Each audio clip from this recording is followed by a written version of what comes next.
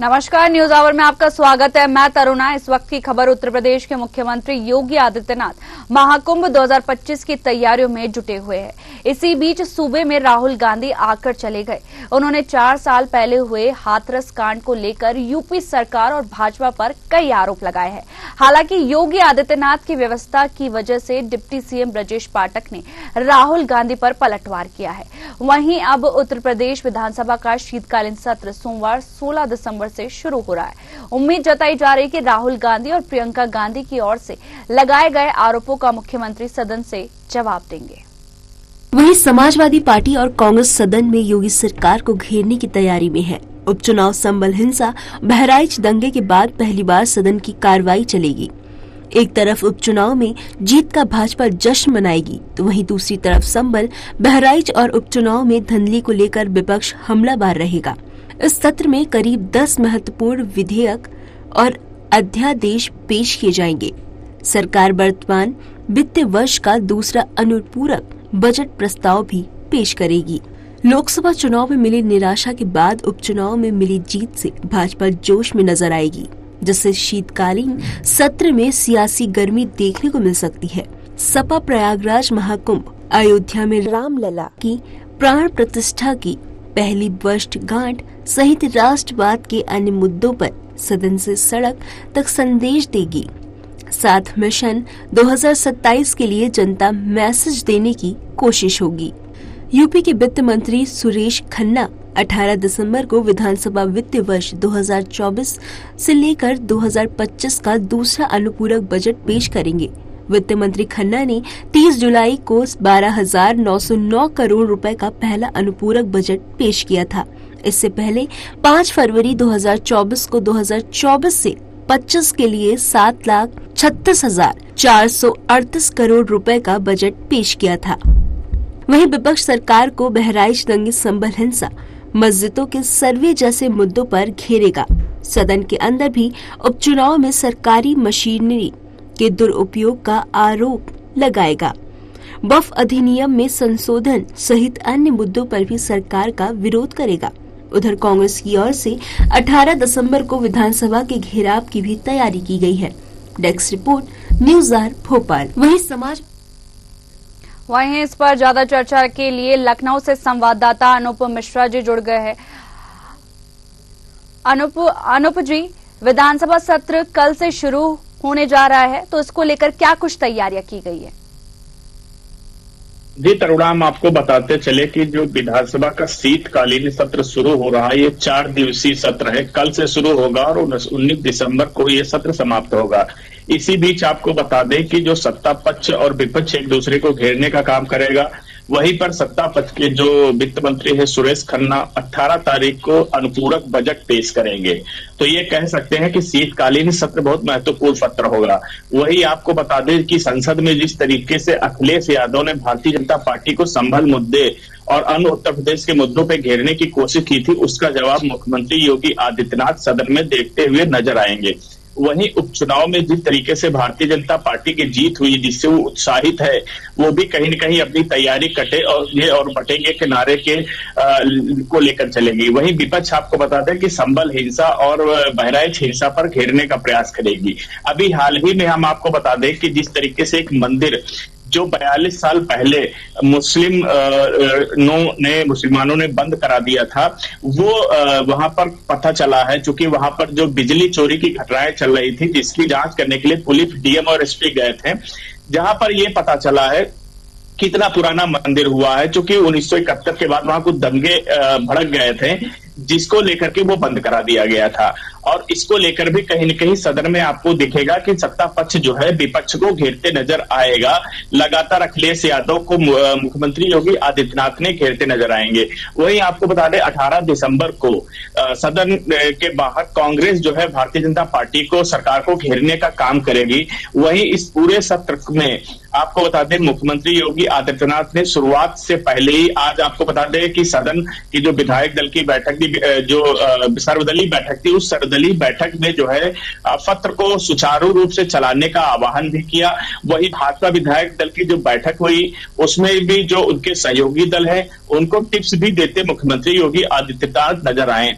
तो ये कह सकते हैं करुणा कि जो ये विधानसभा का जो सत्र है, ये संपूर्ण सत्र चलेगा, जिसमें 10 अध्यादेश भी भारतीय जनता पार्टी की तरफ से पेश किए जाएंगे, उनको भी पास कराने का काम किया जाएगा।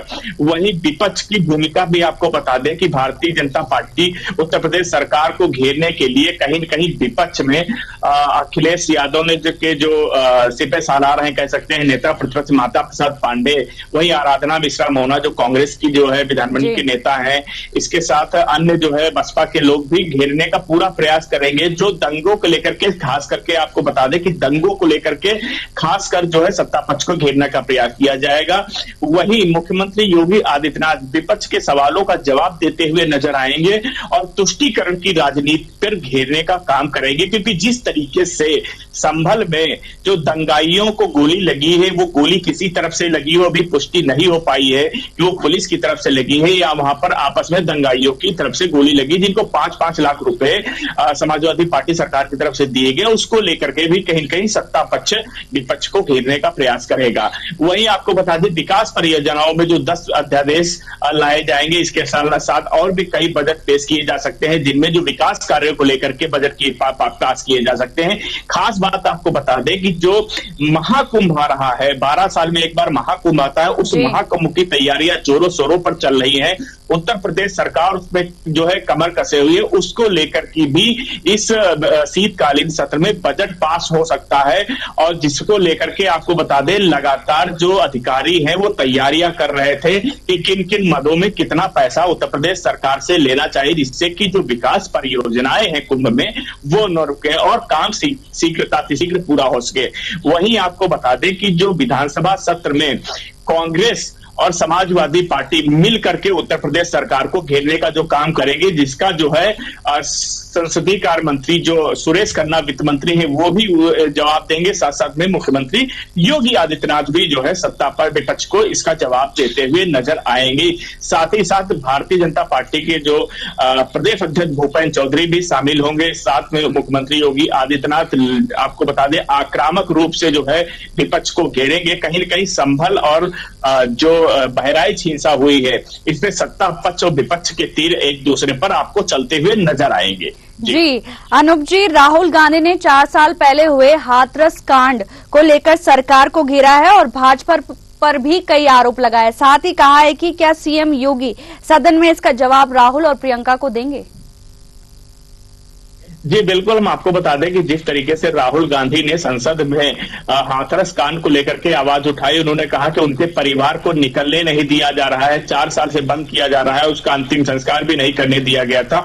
उसको लेकर के उत्तर प्रदेश सरकार से उन्होंने सवाल पूछे थे और उसको घेरने का प्रयास किया था, जिसका जवाब मुख्यमंत्री योगी आदित्यनाथ जरूर आपको सदन में देते हुए नजर आएंगे, क्योंकि काफी पुराना का मामला हो चुका है। फिर भी जिस तरीके से राहुल गांधी ने इसको घेरने का प्रयास किया है, जिसमें हाथरस कांड को उठाया गया है, उसमें कई बातों को राहुल गांधी ने घेरने का प्रयास किया।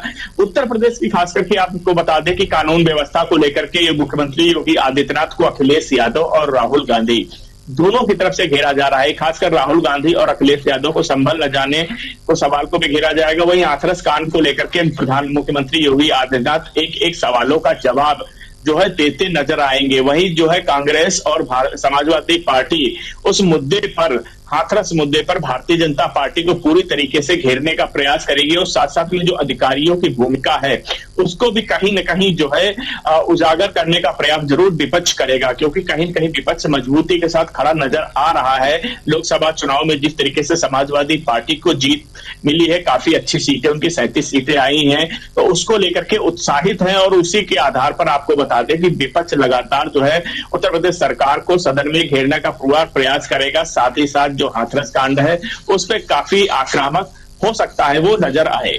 जी देखा जा रहा है कि जो विपक्ष है वो सरकार को घेरने की पूरी तैयारी कर चुका है। साथ ही अभी जो उपचुनाव हुआ था उसमें बीजेपी ने काफी अच्छी सीटें जीती थी। साथ ही यूपी विधानसभा के शीतकालीन सत्र को लेकर सर्वदलीय बैठक का आयोजन किया गया है और सदन को चलाने को लेकर क्या कुछ फैसले लिए गए हैं?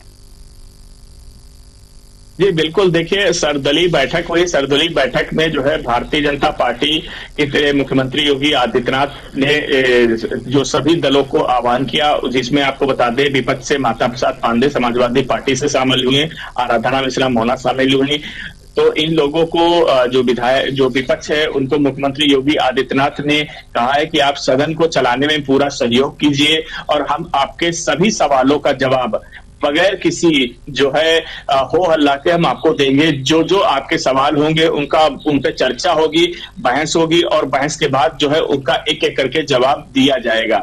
वहीं भाजपा विधायक दल की भी बैठक हुई जिसमें मुख्यमंत्री योगी आदित्यनाथ ने अपने विधायकों और जो सहयोगी पार्टियां हैं उनको भी टिप्स दिए। तो वहीं आपको बता दें कि जिस तरीके से सर्वदलीय बैठक हुई, सर्वदलीय बैठक हमेशा से ही जब सत्र शुरू होता है तो सर्वदलीय बैठक होती है जिसमें आपको बता दें विधानसभा अध्यक्ष जो सतीश महाना भी उसमें शामिल हुए, साथ साथ में जो है सभी दलों के नेता शामिल हुए।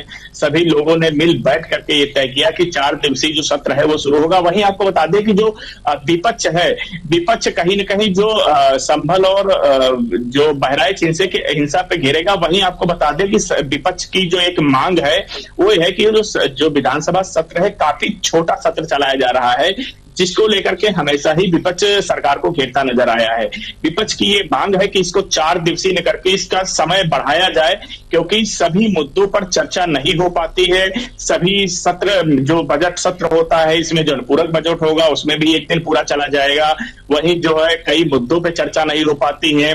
बहुत सारे विधायक जो होते हैं जो अपनी बातों को नहीं कह पाते हैं, क्योंकि उत्तर प्रदेश बहुत बड़ी जो है बहुत बड़ा प्रदेश है और यहाँ पर विधायकों की संख्या भी ठीक ठाक है। तो सभी को अपनी बात कहने के लिए विपक्ष का एक अनुरोध है कि वो सभी ये जो विधानसभा सत्र है 4 दिवसीय इसको काफी बढ़ाया जाए, जिससे जो सभी विधायक और सभी मंत्री अपने क्षेत्र की बात कह सके और विकास की बात कर सके। साथ साथ में जो उनके क्षेत्र में विकास कार्य अधूरे हैं, वहां की जो जन समस्याएं हैं उसको लेकर के सदन में उठा सके, जिससे कि वहां पर विकास हो सके।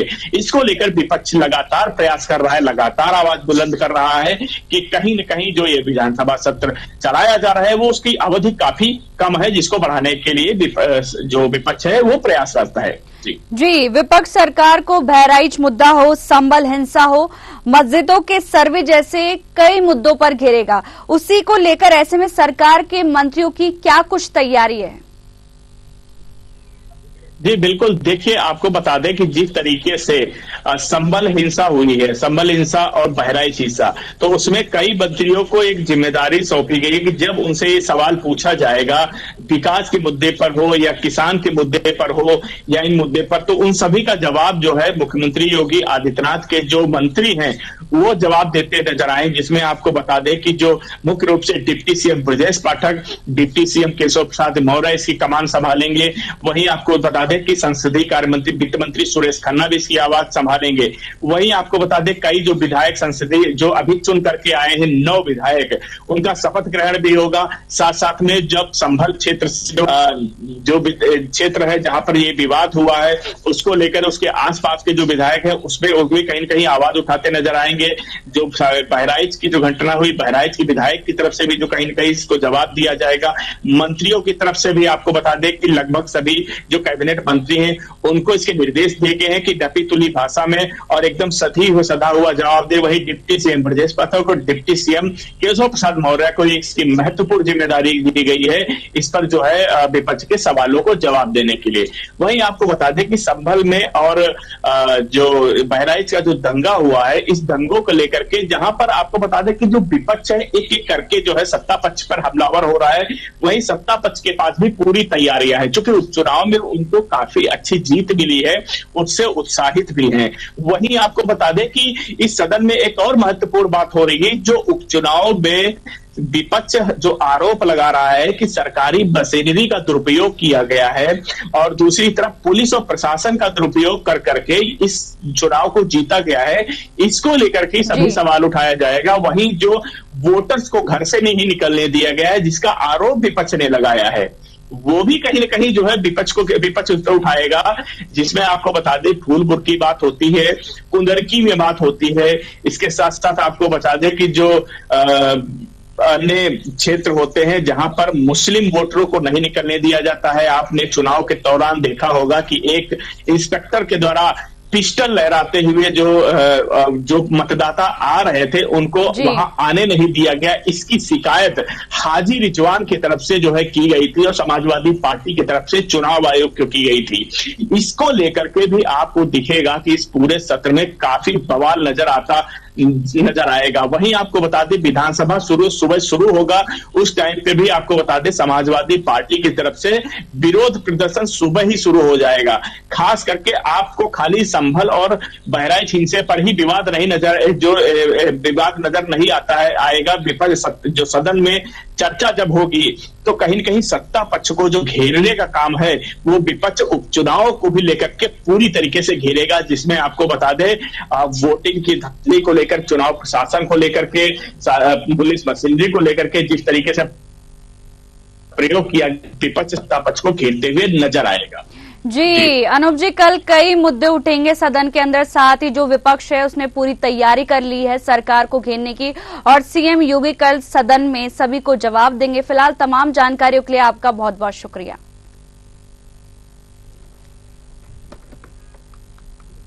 अगली खबर मध्य प्रदेश से है, जहां मध्य प्रदेश का विधानसभा शीतकालीन सत्र 16 दिसंबर से शुरू हो रहा है। शीतकालीन सत्र में सियासत गर्म होने वाली है।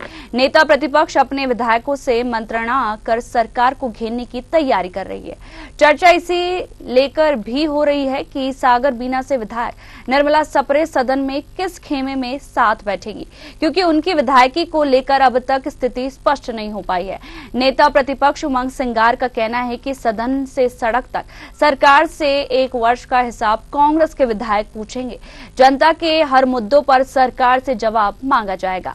1 वर्ष में क्या किया है सरकार से, किसान खाद की समस्या, महिला अत्याचार, आदिवासियों पर अत्याचार, सभी से हिसाब पूछा जाएगा। वहीं उत्तर प्रदेश उप नेता प्रतिपक्ष हेमंत कटारे ने कहा कि 16 दिसंबर को सड़क पर कांग्रेस बड़ा प्रदर्शन करने जा रही है। सभी मुद्दों पर पूरे प्रदेश से जनता जाकर सरकार के 1 साल के किए गए कार्यों का हिसाब लेगी। कई तमाम विधायक, पूर्व विधायक सबसे हम निरंतर सूबे से संपर्क कर रहे हैं और सब हजारों की संख्या में सब जिलों से कई हजार गाड़ियां आ रही है। निश्चित तौर से ये पार्टी का बड़ा आंदोलन है जवाब दो का, और इसमें सबकी ताकत पार्टी के नेताओं की लगी है और सरकार से जवाब मांगा है। सरकार की विफलताएं जो 1 साल के अंदर युवाओं को 2 लाख नौकरी नहीं दे पाए, सरकार 1 साल के अंदर 3,000 रुपए लाडली बहना को नहीं दे पाई, सरकार भारतीय जनता पार्टी की महिला अपराध नहीं रोक पाई, सरकार किसानों को लेके हमेशा उनके लिए शुभचिंतक नहीं रही। ये कह सकता हूं कि जहां लंदन में मुख्यमंत्री जी डायनासोर के अंडे देख रहे थे और यहाँ का किसान अपनी फसल लगाए बगैर खाद के परेशान हो रहा था, लेकिन आज भी खाद की पूर्ति नहीं कर पा रहे, तो किसान बेहाल है। किसान के आंसू नहीं पहुंच पाई सरकार 1 साल में। कर्ज पे कर्ज लिए जा रहा है। कर्ज किस लिए लिया जा रहा है? क्या हेलीकॉप्टर चार्टर प्लेन के लिए लिया जा रहा है? तो मैं समझता हूं कि भारतीय जनता पार्टी की सरकार विफल रही है और इसी को लेके एक बड़ा घेराव है। जनता की आवाज को यहां तक, भोपाल तक हजारों कार्यकर्ता प्रदेश के लेके आ रहे हैं। पहले हम लोग सरकार को सड़क पर घेरेंगे, उसके पश्चात सदन में भी आने वाले सत्र में घेरा जाएगा। और जो मुख्य विषय होंगे, पहला विषय है कि भाई प्रत्येक हर 10 दिन में आप देखिए सरकार कर्ज ले रही है और कर्ज चुका 1 रुपया नहीं रही है। तो एक कर्जे से जो मध्य प्रदेश को लाद रहे हर एक व्यक्ति को, इसका जवाब मांगा जाएगा और हिसाब मांगा जाएगा। साथ ही में खाद का वायदा था किसानों को उपलब्ध करवाने का, लेकिन जब किसान खाद मांगने गया तो उसको डंडे मारे गए, रात रात इंतजार करवाया गया, भूखा सुलाया गया, पूरा परिवार को प्रताड़ित किया गया। खाद किसान की बात की जाएगी कि क्यों खाद की उपलब्धता नहीं रही, क्यों सरकार इस पर विफल रही। रोजगार के मामले में सरकार क्यों विफल रही? क्या साल भर में एक भी युवा को सरकार ने रोजगार दिया है? यदि दिया है तो उसकी लिस्ट जारी करें। मेरी जानकारी अनुसार एक भी रोजगार नहीं सरकार। वहीं ज्यादा चर्चा के लिए हमारे साथ भोपाल से संवाददाता कृष्णा शर्मा जुड़ गए हैं। कृष्णा, मध्य प्रदेश विधानसभा का शीतकालीन सत्र कल से शुरू होने वाला है, पक्ष और विपक्ष की क्या कुछ तैयारियां हैं? बिल्कुल, देखिए कल से विधानसभा का शीतकालीन सत्र शुरू होगा और शीतकालीन सत्र शुरू होने के साथ ही कल एक कांग्रेस का बड़ा प्रदर्शन देखने को मिलेगा। लगभग जो कांग्रेस का दावा है वो 50,000 से अधिक कार्यकर्ता राजधानी भोपाल की सड़कों पर सरकार के 1 वर्ष किए गए कार्यों का हिसाब लेगी।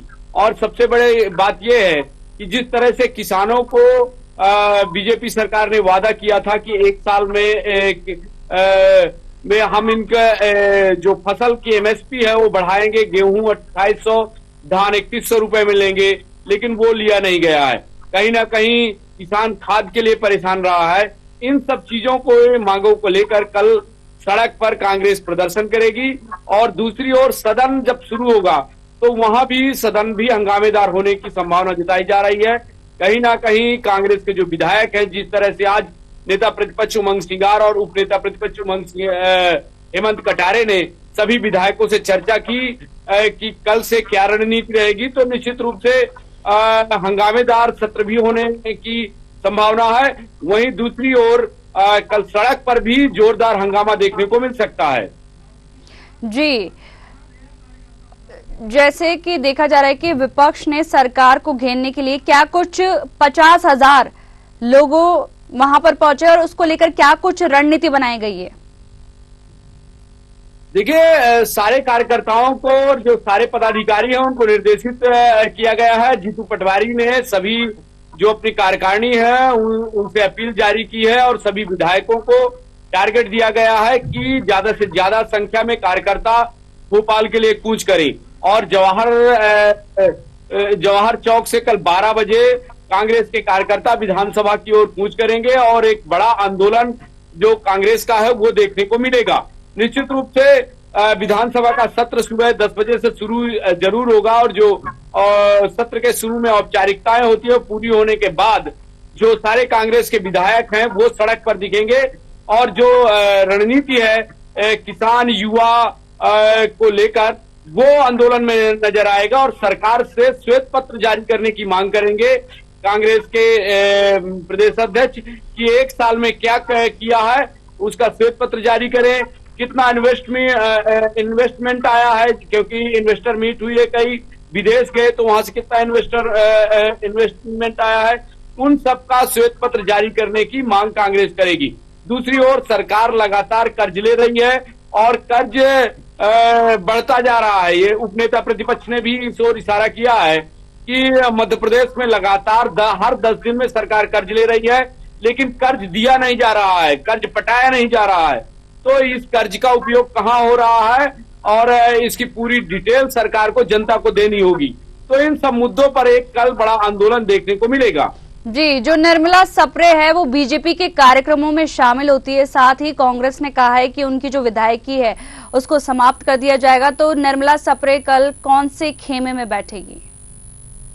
देखिए, निर्मला सप्रे का मामला कोर्ट में विचाराधीन है और कोर्ट ने भी विधानसभा से प्रश्न किया है। अब विधानसभा को जवाब देना है। चूंकि कोर्ट में विचाराधीन मामला है, इसमें ज्यादा बोलने की जरूरत नहीं है और जब विधानसभा अध्यक्ष अपना जवाब कोर्ट में पेश करेंगे उसके बाद ही इस पर कोई प्रतिक्रिया देना संभव होगा। जी, देखा जा रहा है कि मध्य प्रदेश में कांग्रेस ने विधानसभा के घेराव का ऐलान भी कर दिया है और सड़क से सदन तक क्या है और सरकार को घेरने का प्रयास भी किया जा रहा है। पूरी तरह से विपक्ष कर रहा है, सड़कों पर उतरेगा।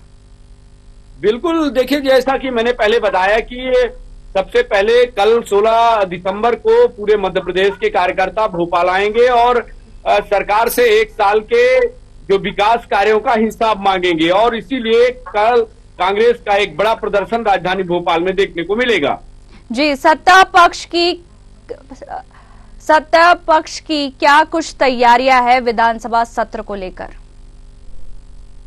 देखिए, सत्ता पक्ष पूरी तरह से तैयार है और डॉक्टर मोहन यादव ने भी इस बात की ओर इशारा किया था कि विपक्ष का काम जो है वो ठीक से होना चाहिए। सरकार उसके लिए पूरी तरह से तैयार है। जो भी सवाल विपक्ष के होंगे वो उनका जवाब सरकार देगी और सारे मंत्री और सारे विधायकों को जो उनके जवाब देने के लिए जो अधीनस्थ कार्यालय हैं, जो मंत्रालय के अधिकारी हैं, उनको भी निर्देशित कर दिया गया है कि जो सवाल लगे हैं विधायकों के उनके जवाब मिलने चाहिए। जी, कल शीतकालीन सत्र है, कौन कौन से मुद्दे उठेंगे सदन के अंदर? साथ ही नए 3 नए विधायकों को कल शपथ दिलाई जाएगी। बिल्कुल, देखिए सबसे बड़ा तो किसानों का मुद्दा रहेगा, उसके बाद जो कर्ज का मुद्दा है वो रहेगा। तो 2-3 मुद्दे खास तौर से रहेंगे। खाद की समस्या का मुद्दा रहेगा। ये सभी मुद्दे विधानसभा के शीतकालीन सत्र में देखने को मिलेंगी। जी, देखा जाएगा कि कल शीतकालीन सत्र शुरू होने वाला है। साथ ही जो विपक्ष है वो सरकार को घेरने की रणनीति बनाकर पूरी तरीके से तैयार है और साथ ही सरकार भी पूरी तरह से तैयार है। फिलहाल तमाम जानकारियों के लिए आपका बहुत बहुत शुक्रिया कृष्णा शर्मा। बता दें कल मध्य प्रदेश, उत्तर प्रदेश, छत्तीसगढ़ का शीतकालीन सत्र शुरू होने वाला है। वहीं उसी को लेकर सरकार ने पूरी तैयारियां कर ली है। वहीं जो विपक्ष है वो कई मुद्दों पर सरकार को घेरेगा। वहीं कल देखना होगा कि सदन में क्या कुछ होगा। फिलहाल इस कार्यक्रम में इतना ही। बने रहिए न्यूज़ आवर के साथ। नमस्कार।